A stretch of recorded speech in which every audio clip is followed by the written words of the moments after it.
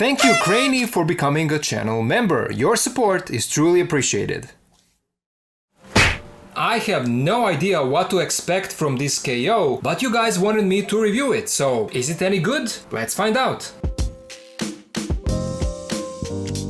Hello and welcome back to the channel. In this video we're gonna take a look at a knockoff of Figma number 626, Link from The Legend of Zelda Tears of the Kingdom. And a big thank you to Treasure Toys wholesale store on Aliexpress for sending this figure for a review. If you want to get your copy, you can do so from this same store over the link in the video description. So, as I said, I had no idea what to expect out of this figure, but some of you insisted on me reviewing it, so I got curious in seeing if it's any good. Let's see what we have here. First, a quick look at the packaging. It's a copy of original Figma box with a plastic window in front showing the figure and accessories. Then we have a promo shot of the figure, and down here we have the number 626. And also the name of this version. But there is no Figma logo on the box. We do have a small logo of the game though. Side of the box shows Link in an attack pose. Back of the box shows even more promo images of the figure using all included accessories. And then we have some warnings down here. Ages 15 and up. This is not a kid's toy. Other side has another shot of the figure, but the sticker is covering the face. And I just noticed down here there is an interesting text saying that this is made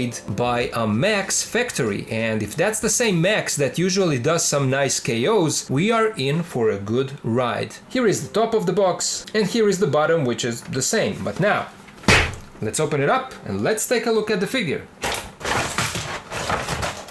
Here is Link out of the box, and I have to say, it looks pretty good. Everything looks nice and clean, joints are sturdy but not too tight, and nothing is falling apart. So for now, this looks like a really good copy. Okay, that's a great first sign for all of you who plan on getting this figure. This Link KO is around 14.5 centimeters tall, and because I don't have the original, I can't say if he is shorter or the same size as the official release. But I'm looking at it standing here like this, and I'm pleasantly surprised how clean and sharp everything looks. Taking a closer look at the details, here is how the head looks. The skin tone is kind of pale, but again, I don't know if it's like that on the original as well. What I can say for sure is that the eyebrows, eyes, and the mouth line are all really well done. Face is a removable plate because he does come with two more face expressions that we'll take a look in a bit. Here is how his pointy ear looks, and he has his earrings. Here is a better look at his hair, and it's also nicely sculpted. This part in front is a separate piece that can be removed, and here is his tail that is on a hinge and does move. This lower hair piece is also made separately. You can see how good his clothing looks. The blue is really nice, and all the white markings are cleanly painted on it. Underneath is his chain armor that also looks good. His shoulder pauldron with the symbol is glued to his arm, but this bigger upper part is made out of a softer plastic, so it doesn't hinder the arm movement. These straps are also separately sculpted, but while this upper one can be removed, it looks like the lower one is glued to the tunic right here. But they look great. Buckles are painted silver and gold, and then we have these pieces connected to the belt. There are these pouches on the back, and a big holster filled with arrows that are not removable. The design here is also very nice with all these colors. Arms also look great with green sleeves, wrist armor, and gloved hands that have a different design. From what I can see on the promo shots on the box, fingernails on this hand should be painted blue, but they are not on this KO. His pants look nice and simple, and then we have his brown boots. So all in all, this is a really nice looking figure, especially for a knockoff. It almost has no flaws. But let's now take a look at his articulation. The head and the neck move and give you a nice range of movement. He can look side to side, tilt the head a little bit. This is how far he can look down, and then this is how far he can look up. And this is a great range. His tail hinges and swivels, arms rotate 360. Here's how far they move out. We have a swivel here where the sleeve ends. He has double jointed elbows that bend this much. Then there is another swivel in the wrists, and hands can hinge in all directions. There are two cuts in the torso, one up here and the other one here behind the belt, and so together they give you a nice range of movement. He can turn side to side. He has a little bit side to side tilt. Here is how far he can bend forward, and then he can bend back only slightly. Here is how far he can spread his legs, and here is how far they move forwards and back. There is a thigh swivel, double jointed knees that bend in this much, a swivel in the ankles, feet move forward and back, he has a nice toe joint, and a really generous ankle pivot. So the articulation is really good on this figure. Let's now take a look at his accessories. He comes with an instructional manual that, when opened, show you how to use all the parts, the accessories, how to switch them on, how the joints work and everything. And it's on 2 languages. Then we get a display stand that we need to assemble. We get a pair of small Figma joints in case we break one of those that are on the figure. Then we get this attachment for the stand that plugs into the back of the figure. One pair of the hands is already on the figure. We saw the fisted hand and open hand. Then we get another open hand and a pair of gripping hands. We also get this piece of plastic where we can peg on the alternate hands. He comes with his cape, and this is made out of a soft goods material and then has a nice print on it. This looks really good, really premium. It has texture and the print is kind of rubbery and smooth. And then this is the inner side where you can see where the connection is. And then this piece of translucent plastic that makes this shape that goes around the neck. So this is like a hood down. And yeah, I love how this turned out. Of course, we get Link's shield. This is also beautifully done, nice and clean. Look how good the print is. It has this metallic silver shine. Yeah, this is really well done. And the handle and the strap is on the other side, already connected, so that looks good. Then of course we get his sword, and again, what a great job they did copying the original. All the details are here. The handle is nicely painted in green and blue, and then the hand guard and the blade, everything is really well done. Then of course we get his sheath for the sword, and this is again beautifully made. There is a little bit of paint bleeding here, the gold over the dark blue, but it's still not a big deal. We have more of that bleeding here on the other side, but again, it's a knockoff. I really don't mind paint bleeding here and there, and the sword does fit in perfectly. So this is how that looks. And we can try and see if this will fit onto his back. I'm having a tough time connecting the sword sheath on this upper peg hole, but maybe on this lower one, yeah, here it fits much better. So I'm not sure if this is how it should go, maybe because we also have his cape that should connect up here. So maybe that's why the sheath goes down here. And to put the cape on, we simply need to remove the head. The neck came off as well. We align this at the back. The sheath is on its way, so we need to remove it and then connect this. Oh, there is another hole here. Okay. Now we only need to connect this, if it will work, or will it snap?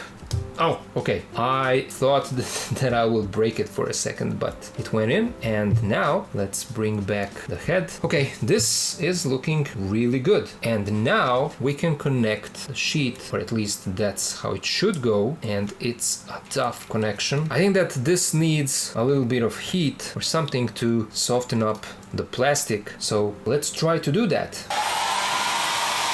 Okay, so after heating up the plastic for just a moment, the sheet did connect to that translucent plastic piece, and that piece is also on a swivel, so you can position the sword however you want, on this side or on this side, whichever one you choose, but the cape needs to go over the sheet like this. I mean, you can tuck it underneath like this, if that's something you also wish to do. Either way, it's good to see that the connection works, so there you go. And his final accessories are two alternate faceplates, a yelling one and a smiling one, and both of these are also nicely done. The teeth on this one are painted white, and it's just two simple lines that are kind of hard to see under these lights, but both of these look nice and clean. And to switch these faceplates, you need to remove this hairpiece in front like this and remove the faceplate, and then we can give him his angry yelling face, and we put back the hairpiece, and this is what we have. Switching on the hands is also easy. You can see the wrist peg, and let's give him his gripping hands. And these hands are soft and rubbery, so he can grip the sword without any issues. And to put on the shield, you first need to slide the handle into the hand, and then we connect the handle back on. We slide the arm through the strap and connect it to the hand. So now he has both his shield and his sword. And the grip on this hand is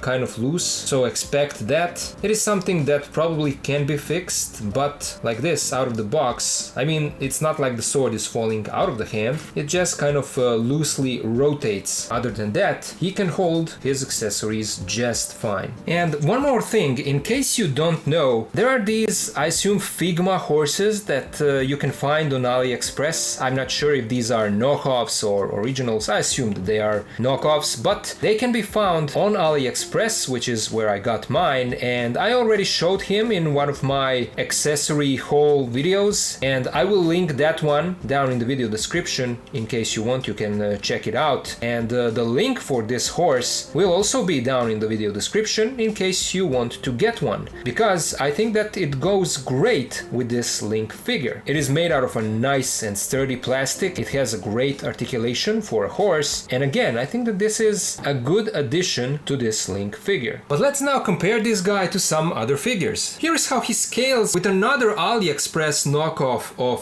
Figma Link that I have in my collection for some time now, and this is the number 320. It is a Link from The Legend of Zelda Twilight Princess. And while I think that they did a phenomenal job on this Deadpool, this Link is not that good. I mean, his articulation is limited, and I'm not sure if that's this knockoff's fault or if that's how the original is as well. But these two Link figures are night and day. This one looks fantastic, feels fantastic, has a great articulation, and it's a far superior figure than this Link here. And also, as you can see, he is much bigger, much taller. But this Link does come with some nice accessories that you can give to this guy. Here is how he scales with City Toys Brown Suit Wolverine and the Amazing Spider-Man, and then with the SH Figuarts Friendly Neighborhood Spider-Man and Sentinel Peter B. Parker. Here we have him with Mayfax Classic Suit Spidey and Daredevil, and then with Marvel Legends X-Men 97 Wolverine and Symbiote Suit Spidey. Here is how he scales with the original Revoltech Arkham Batman and InArt Dark Knight Batman, and then here he is with Star Wars The Black Series Vader and Stormtrooper. And to see how he scales with some larger figures, we have him next to the NECA TMNT movie Raphael and Masters of the Universe Revelation He-Man, NECA Feral Predator and Savage Crucible Vetaris Repax, and finally YOLO Park Transformers AMK Pro Series Optimus and Starscream. So there you go, that was my look at the knockoff of Figma Link from The Legend of Zelda Tears of the Kingdom. If you are a Zelda fan and you can't get the original, I definitely recommend that you get this copy. It is really good. Sculpt and paint are nice, joints and articulation work perfectly, and you get some essential accessories for this version of Link. I really think this is a nice display piece for your shelf. Once again, a big thank you to Treasure Toys wholesale store on AliExpress for sending this figure for a review. In case you want to get your copy, link for Link is in the description of this video. You've heard my thoughts, and now I would love to hear yours. What do you think about how this figure turned out? Do you like it? Do you plan on getting it? Let me know all of it down in the comments. As always, a huge thank you to my Patreon and channel members for their support. If you can also join and help, please do so. Links are in the video description. And of course, to all of you guys, thank you so much for watching, thank you for being here with me, and I'll see ya in the next video.